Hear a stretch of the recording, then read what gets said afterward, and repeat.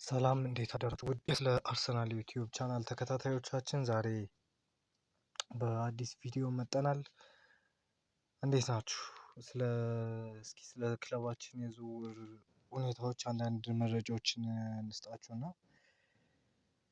ስለ ጉዳትም የመጡ አዲስ እየወጡ ያሉ መረጃዎች አሉና አርሰናል በሞርጋን ሮጀርስ እና በጁኒየር ኢሌት ጁኒየር ክሩፒ ላይ ግልጽ የሆነ ፍላጎት አለው ይላል የአሌክስ ጎልበርግ መረጃ እንደሆነ። ሁሊያን አልቫሬዝ አሁንም ትልቅ ኢላማቸው ነው፣ ነገር ግን የባርሴሎና የመሆን እድሉ ሰፊ ነው ይላል። አብዛኞቻችን እንደምናውቀው ጁሊያን አልቫሬዝ ወደ መሄድ የሚፈልገው እና የመጀመሪያ ምርጫው ባርሴሎና እንደሆነ እናውቃለን እና ክለባችንም እሱን ከሚፈልጉ ፓሪስ ሰን ጀርመን፣ አርሰናል እና ባርሴሎና መካከል አንዱ ክለባችን ነው። በክረምቱ የዝውውር መስኮት ያስፈርመዋል አያስፈርመውም የሚለውን እስኪ የምናይ ይሆናል።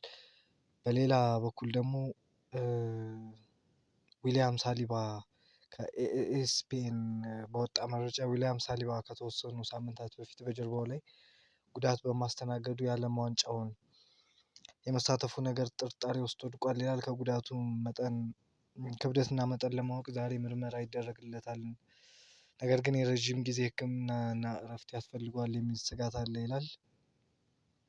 እንደምናስታውሰው ሳሊባ በ2023 በክለባችን ወሳኝ ሰዓት ላይ በስፖርቲንግ ጨዋታ ይመስለኛል በዩሮፓ ሊግ በስፖርቲንግ ጨዋታ ይመስለኛል ተጎድቶ ወጥቶ ለዛ ሲዝናችንን አመታችንን እየተበላሸበትን የምናስታውሰው ይሆናል። አሁን ላይ ጉዳት ድጋሚ አገርሽቶበታል። ለቻምፒዮንስ ሊግ ፍጻሜውም በጉዳት ነበር ሲጫወት የነበረው የሚል መረጃዎች እየወጡ ነው እና አሁን ላይ ምናልባት በዚህ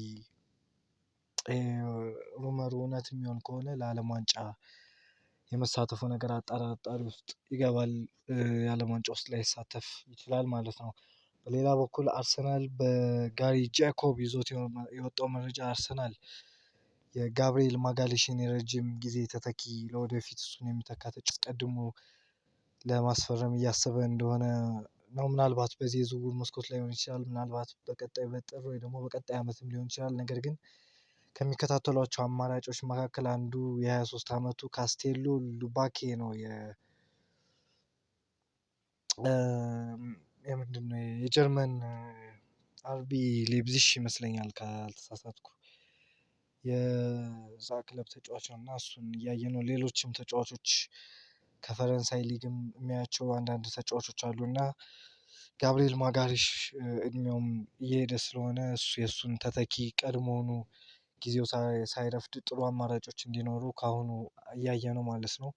በሌላ በኩል ደግሞ በዚህ ክረምት ክሩፒን ማስፈረም ይፈልጋል። ቅድም እንዳልኳችሁ ኢሌት ጁኒየር ክሩፒ በፒኤስጂ እና በማንቸስተር ሲቲ ይፈልጋል።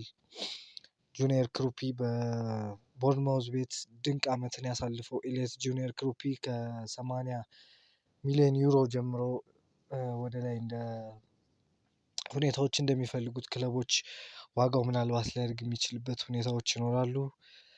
በሌላ በኩል ደግሞ የፈረንሳይ ብሔራዊ ቡድን አሰልጣኝ ዲዲየር ዴሾምፕ ሳሊባ እዚህ ከኛ ጋር ነው ያለው፣ ሁሉም ነገር ደህና ነው የሚል